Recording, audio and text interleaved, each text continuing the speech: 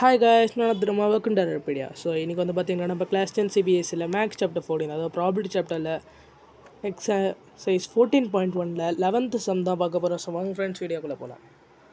So 11th sum. Gopi buys a fish from a fish shop for his aquarium. The shopkeeper takes out a fish at random from a tank containing 5 male fish and 8 female fish. What is the probability that the fish taken will be a male fish?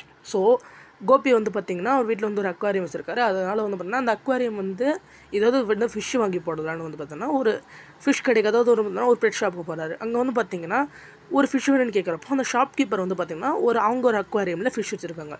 So அதில் வந்து பார்த்திங்கன்னா 5 மேல் ஃபிஷ்ஷும் 8 female ஃபிஷ்ஷும் இருக்காங்க. அந்த shopkeeper வந்து ரேண்டமாக ஒரு fish எடுக்கிறாங்க. ஸோ அந்த ஃபிஷ் வந்து மேல் ஃபிஷ்ஷாக எடுக்கிறதுக்கான ப்ராபிலிட்டி என்ன? ஸோ இப்போ நம்ம வந்து சாம்பிள் சைஸை ஃபஸ்ட்டு கண்டுபிடிச்சாகணும். ஸோ அந்த இடத்துல இருக்கிற மொத்தமாக டோட்டலாக எல்லாத்தையும் ஆட் பண்ணி பார்க்குறப்ப 13ங்கிறது வருது. ஸோ நமக்கு sample space 13. So total number of male ஃபிஷ்ஷுங்கிறது 5.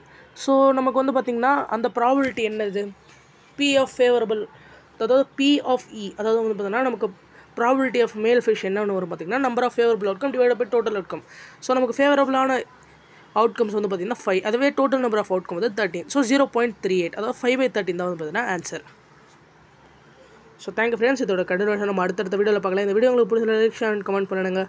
மறக்காமல் நம்ம சேனல் சப்ஸ்கிரைப் பண்ணுங்கள். ஸோ தேங்க்யூ ஃப்ரெண்ட்ஸ், பாய்.